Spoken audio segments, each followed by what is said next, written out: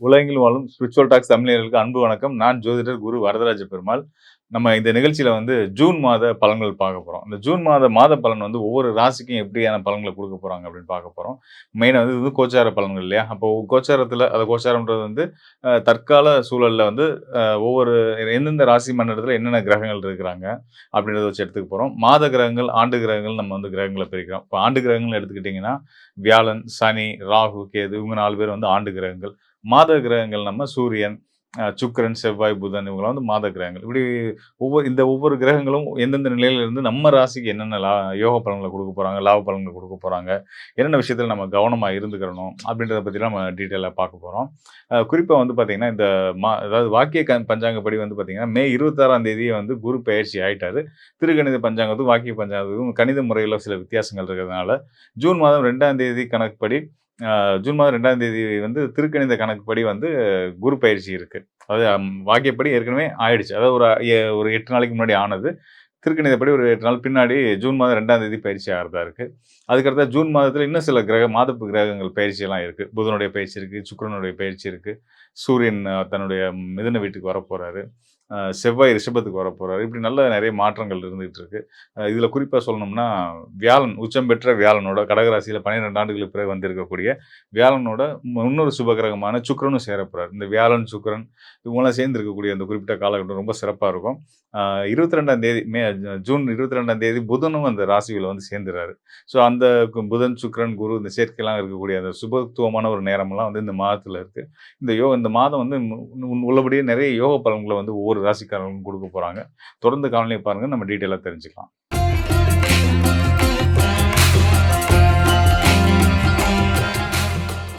மேச ராசிக்காரர்களுக்கு இந்த ஜூன் மாதம் மிக அற்புதமான ஒரு பொன்னான காலம் அப்படின்றத சொல்லலாம். காரணம் என்ன அப்படின்னு கேட்டீங்க அப்படின்னா, அ முதன்மையான காரணம் பொன்னன்னு சொல்லக்கூடிய வியாழன், குரு பகவான். அவர் வந்து உச்ச வீட்டுக்கு வந்துட்டாரு. அதாவது நம்ம வாக்கிய பஞ்சாங்கப்படி எடுத்தாலும் சரி, திருக்கணித பஞ்சாங்கப்படி எடுத்தாலும் அவர் கடக ராசிக்குள்ள வந்துட்டாரு. திருக்கணித பஞ்சாங்கப்படி ஜூன் 2ஆம் தேதி வராரு. வாக்கியப்படி மே 26ஆம் தேதி உள்ள வந்துட்டாரு. கடகத்துக்குள்ள வந்துட்டாரு. ஸோ எப்படி பார்த்தாலும் மேஷ ராசிக்காரர்களுக்கு குரு அருளால நல்ல பலன்கள்ன்றது குடுக்க ஆரம்பிச்சுட்டாரு. குரு வந்து குடுக்க ஆரம்பிச்சுட்டாரு. குரு எந்த வகையில குடுக்குறாரு அப்படின்னு கேட்டீங்கன்னா, இந்த 7 சனி நடந்துட்டு இருக்கு இல்லையா? 7 சனி ஆரம்பிச்சு இப்ப மீன ராசியில சனி இருந்துட்டு இருக்காரு இல்லையா? விரயஸ்தானத்துல.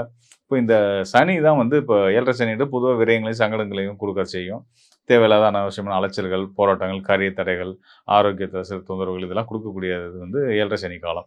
ஸோ அப்படிப்பட்ட ஒரு குறிப்பிட்ட காலகட்டத்தில இருக்கக்கூடிய நீங்க, உங்களுக்கு குரு அருளால நன்மைகள் உண்டு அப்படின்னு நான் சொல்றேன். என்ன காரணம் அப்படின்னா, உங்க ராசிக்கு 12ஆம் இடத்துல சனி பகவான் இருக்காரு. அந்த சனி பகவானுக்கு குருவுடைய பார்வை கிடைச்சிருது. குரு வந்து உங்க ராசிக்கு 4ஆம் இடமான கடக ராசியில இருந்து அதாவது கடக ராசி தான் குருவுடைய உச்ச வீடு. 12 ஆண்டுகளுக்கு பிறகு அவர் அங்க இருந்து தன்னுடைய 9ஆம் பார்வையா உங்களுக்கு தொந்தரவுகள குடுக்கக்கூடிய சனிக்கு பார்வைய குடுத்து, சனிய தொந்தரவு பண்ண விடாம கட்டுப்படுத்திட்டு இருக்காரு. கட்டுப்படுத்துறது மட்டும் இல்லாம, சனிக்கு ஒரு நல்ல நிலையில தொடர்புல இருக்கு. சனி இருக்கிற இடத்துல இருந்து 5ஆம் இடத்துல குருவும், குரு இருக்கிற இடத்துல இருந்து 9ஆம் இடத்துல சனியும் இருக்கிறது. ஒருத்தர் நல்ல விதமா பேலன்ஸ் பண்ணியிருக்காங்கன்னு அர்த்தம். அப்ப ஒரு பக்கம் இயற்கை அசுபரான சனியும், இன்னொரு பக்கம் இயற்கை சுபரான முழு சுபரான வியாழனும் 2 பேருமே சேர்ந்து மேச ராசிக்காரங்களுக்கு இந்த மாதத்துல பர்ட்டிகுலரா இனி தொடர்ந்து 1 வருடங்களுக்கு குருவுடைய அருள் உங்களுக்கு பரிபூர்ணமா இருக்கு. அதுல சந்தேகம் வேண்டாம். குறிப்பா இந்த மாதம் வந்து பார்த்தீங்கன்னா, அந்த ஜூன் மாத பலன் நம்ம எடுக்கும்போது, சிறப்பான யோக பலனோட தான் இந்த மாத துவக்கமே உங்களுக்கு அமைஞ்சிருக்குன்றதுக்காக நம்ம இந்த விஷயத்த சொல்ல வேண்டியிருக்கு. அதுக்கு அடுத்ததா குரு, சனி சேர்ந்து என்ன நல்ல பலன்கள் குடுப்பாங்க அப்படின்னு நீங்க பார்க்கலாம். நல்ல தொழில் மாற்றம், இடம் மாற்றம், ஊர் மாற்றம், அ புது வேலைக்கு முயற்சி பண்ணிட்டு இருக்கிறவங்களுக்கு நல்ல வேலை கிடைக்கிறது. இருக்கிற வேலையிலேருந்து இன்னொரு வேலைக்கு போலாம் அப்படின்ற முயற்சி எடுத்துட்டு இருக்கவங்களுக்கு, அது மனசுக்கு நினைச்ச மாரி நல்ல வேலை கிடைக்கிறது. வீடு, மனை, வண்டி, வாகன யோகங்கள், அதுக்கான முயற்சி எடுத்துட்டு இருந்தீங்கன்னா, அதுக்கான விஷயங்கள்லாம் சாதகமா உங்களுக்கு நடக்கிறதுக்கான வாய்ப்புகள் உள்ள ஒரு நேரமா இருக்கு. தொழில விரிவுபடுத்துறது. இப்போ ஒரு ஊர்லயே நான் இன்னொரு பிரான்ச் ஓப்பன் பண்ணலாம். இல்ல அடுத்தடுத்த அ ஃப்ரான்சைசி மாடல் மாரி கொண்டு போறது. எந்த அளவுக்குலாம் உங்களோட பிசினஸ எந்த அளவுக்கு டெவலப் பண்ண முடியுமோ, அதுக்கான முயற்சியெல்லாம் எடுத்துட்டு இருந்தீங்கன்னா, அதில காரிய தடைகள் இருந்துச்சுன்னா, அந்த தடைகள்லாம் விலகி இனிமே சிறப்பா நீங்க அத செய்ய முடியும். மனசுல நினைச்சபடி நினைச்ச காரியத்த சாதிக்க முடியும். உங்களுடைய செயல்கள்னால எல்லாருக்கும் வந்து சந்தோஷமும், ரொம்ப நேர்மையா, உண்மையா, சரியான முறையில நடந்துக்கிறீங்கன்ற நல்ல பேரும், புகழும் உங்களுக்கு கிடைக்கும்.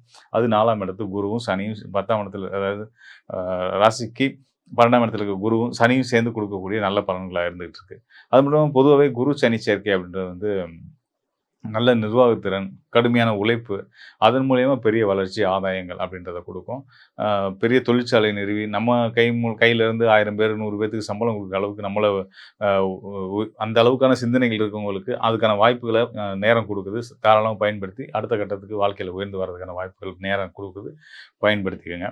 அது மட்டும் இல்லாம, குறிப்பா வந்து சனி வந்து மகர ராசி அடிப்படையில, உங்க ராசிக்கு 10ஆம் இடத்து அதிபதியா வந்து 12ஆம் இடத்துல இருக்கிறது.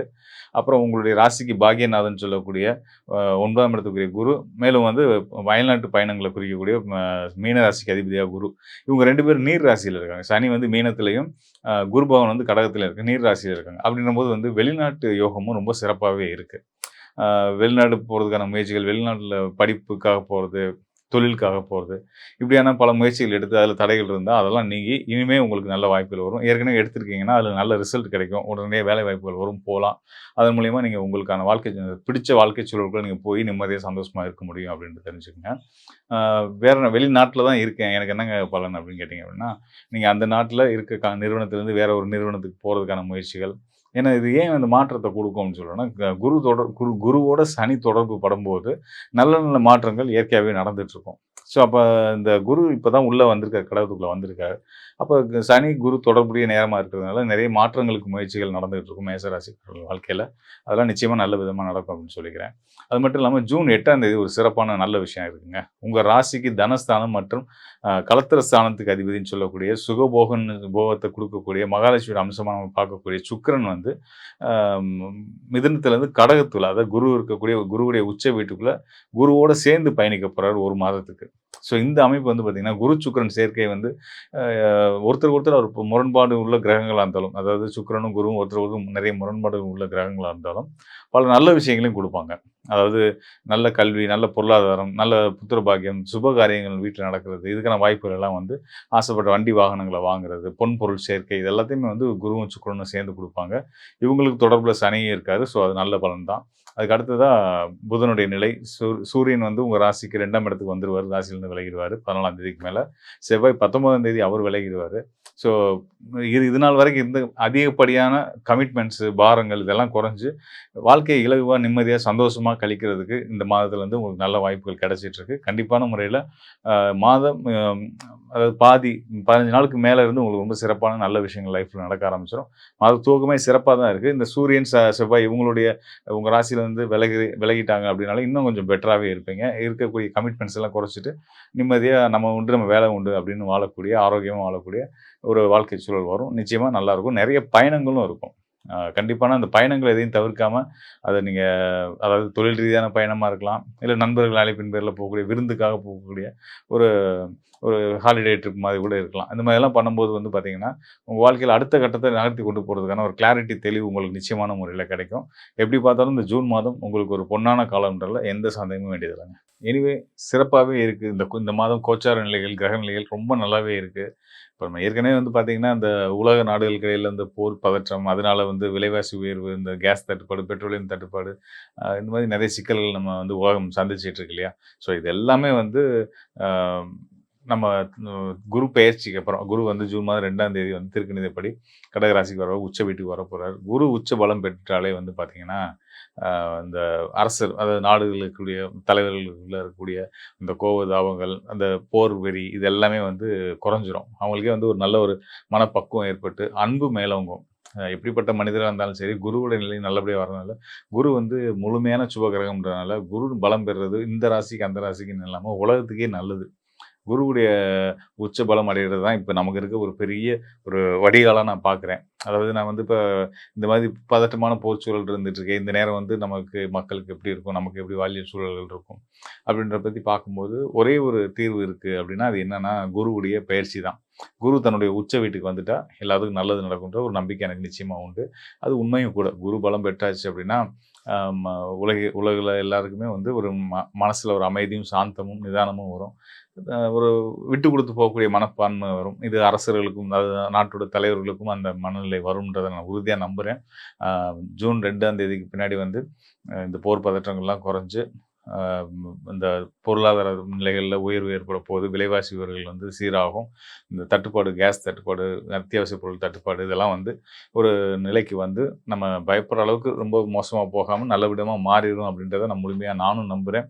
ஜோதிட சாஸ்திரம் அதுதான். குரு பலம் பெற்றால் உலகத்துக்கு நல்லது. அது நடக்கப் போகுது. இவ்வளோ நாள் சிக்கல், போராட்டங்கள் கண்டிப்பான முறையில தீரப்போகுது அப்படின்னு தான் சொல்லலாம்.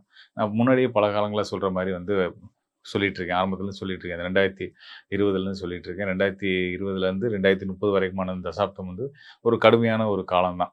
இது வந்து ஒரு இந்த 10 ஆண்டுகளும் வந்து பார்த்தீங்கன்னா, ராகுவோட பிடியில சுழலக்கூடிய காலங்களா இருந்துகிட்டு இருக்கு. ஸோ அந்த நிலையில இருக்கக்கூடிய பட்சத்தில இடைப்பட்ட இந்த 2 வருடங்கள் வந்து ரொம்ப சிறப்பு. 2025மே ஓரளவுக்கு நல்ல ஆண்டு தான் சொல்லணும். அதுக்கு அடுத்ததா 2026 இன்னும் 26 டூ 27 இன்னும் ரொம்ப சிறப்பாவே இருக்கும். அதுக்கு மெயின் காரணமா, முக்கியமான காரணமா குரு உச்ச பலம் வர்றத நம்ம எடுத்துக்க வேண்டியது இருக்கு. ஸோ அதனால வந்து அதில இந்த ஜூன் மாதத்தில நடக்கிறதுன்றது எல்லா ராசிக்காரர்களும் சந்தோஷப்பட வேண்டிய விஷயம். உலக மக்கள் எல்லாருமே சந்தோஷப்படக்கூடிய விஷயம். இதுக்கு அடுத்ததா இன்னொரு முக்கியமான விஷயம்னு சொல்லிடுறேன். நான் வந்து இன்னும் சில ஆருட முறைகள்லாம் வச்சு பார்க்கும்போது, இந்த மாற்றங்கள்லாம் இனி வர காலம் இந்த ஜூன் மாதத்துக்கு பிறகு எப்படி இருக்கும்? இந்த குரு பயிற்சி வர்றது ஜோதிட கணிதப்படி நல்லாயிருக்கும் அப்படின்னு நம்ம தெரிஞ்சுக்கிட்டோம். இந்த ஆருட கணிதங்கள் படி பார்க்கும்போது வந்து கண்டிப்பான முறையில இனி வர எதிர்காலம் ரொம்ப சிறப்பா இருக்கும் அப்படின்ற ஒரு நம்பிக்கையை நான் கணிதத்தில மூலம் ஆருட கணிதம் மூலம் தெரிஞ்சுக்கிட்டேன்.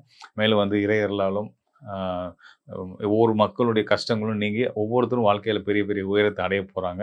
கண்டிப்பான முறையில யார் யாரு முயற்சி எடுக்கிறாங்களோ அவங்க. முயற்சி இல்லாம யாரும் முன்னேற முடியாது. நேரம் என்னதான் சாதகமா இருந்தாலும். அதனால அந்த சாதகமா நேரம் இருக்குன்றதுனால அத பயன்படுத்தி உங்களுடைய எண்ணங்கள், செயல்கள வந்து எண்ணங்கள செயல்களாக்குங்க. நிச்சயமா வெற்றி பெற்று ஒவ்வொருத்தரும் மேன்மேலும் பெரிய உயரத்துக்கு வர முடியும் அப்படின்னு சொல்றேன். அப்படின்றத நான் சொல்லிக்கிறேன். கூடுதலா அடுத்தடுத்த மாத கிரகங்கள்ல சுக்கிரனுடைய நிலைகளும் நல்லாவே இருந்திருக்கு. இப்போ தற்சமயம் அவர் வந்து கடக ராசிக்குள்ள வரப்போறாரு ஜூன் மாதத்துல. அதுக்கு அடுத்ததா சிம்ம ராசிக்குள்ள வருவாரு. வரிசையா அவருடைய பயணமுமே ரொம்ப நல்லா இருக்கனால 2 சுபகிரகங்களும் நல்ல நிலையில இருக்கிறதுனால, இந்த இனி வர காலம் ரொம்ப நல்லாவே இருக்கும். தைரியமா, நம்பிக்கையோட இருங்க. நிச்சயமா நல்ல பலன்கள் எல்லாருக்குமே கிடைக்கும் அப்படின்றத சொல்லிக்கிறேன். மேலும் வந்து இப்ப நம்ம சொன்னது வந்து கோச்சார் தற்கால கிரக நிலைகள். நம்மளுடைய ராசி அடிப்படையில நம்ம ராசிக்கு சூரியன் எங்க இருக்காரு, ராகு எங்க இருக்காரு, புதன் எங்க இருக்காரு, குரு எங்க இருக்காரு, சுக்கிரன் எங்க இருக்காரு, செவ்வாய் எங்க இருக்காருன்னு இப்படி எல்லா கிரகங்களையும் வச்சு நம்ம பலன் பேசியிருக்கோம். இதையும் தாண்டி ஜோதிடம்ன்றது வந்து இது மட்டும் இல்ல. இதையும் தாண்டி அ ஒரு தனிப்பட்ட ஜாதகத்துடைய அமைப்பு எடுக்கணும். லக்னம் எடுக்கணும். லக்ன அதிபதியோட நிலை எடுக்கணும். உங்க ஜாதகத்துல தனிப்பட்ட ஜாதகத்துல சூரியன், குரு, சுக்கிரனுடைய நிலைகள பார்க்கணும். தசா புத்தி இப்போ நடப்பு நேரம் உங்களுக்கு நேரம் என்ன நடந்துட்டு இருக்கு? என்ன தசா நடந்துட்டு இருக்கு? அந்த தசா கிரகம் உங்களுக்கு நட்பா, பகையா அப்படின்றத பார்க்கணும். இப்படி பல கணிதங்கள் இருக்கு. அதையும் தாண்டி வந்து பார்த்தீங்கன்னா, சூரியனோட நிலை. முக்கியமா வந்து தனிப்பட்ட ஜாதகத்திலயும் சரி, கோச்சாரத்திலயும் சரி, சூரியனுக்கு முன்ன பின்ன என்ன மாதிரியான கிரக சூழல்கள் இருக்கு? இதெல்லாம் பார்த்து தான் முழுமையா ஒரு ஜாதகத்துக்கான திருத்தமான பலன்கள சொல்ல முடியும். இப்ப நான் இங்க சொன்னது எல்லாமே, காணொளியில சொன்னது எல்லாமே, ராசி அடிப்படையில கோச்சாரங்கிற கிரகங்கள் என்ன நிலையில இருக்காங்க. கோச்சாரம்னா, ஒரு கிரகம் ஒரு ராசி மண்டலத்தில என்ன நட்சத்திரத்தில பயணிச்சுட்டு இருக்காருன்றத வச்சு சொல்லக்கூடிய பலன்கள் அத சொல்லியிருக்கோம். இது போக நம்மளுடைய சுய ஜாதகமும், அதில உங்களுடைய தசாபுத்திகளும், லக்னமும், சூரியனோட நிலையும் எல்லாம் பார்த்து தான் இன்னும் சரியா துல்லியமான பலன்கள ஒவ்வொருத்தருக்கும் நம்ம குடுக்க முடியும். நிச்சயமா அந்த மாதிரியான தேவை இருக்கும் பட்சத்தில எனக்கு தொடர்பு கொள்ளுங்க. உங்களுக்கு நல்ல விதமா வழிகாட்டுறதுக்கு நான் தயாரா இருக்கிறேன். நன்றி மக்களே! மீண்டும் ஒரு நல்ல நிகழ்ச்சியில சந்திப்போம். நன்றி, வணக்கம்.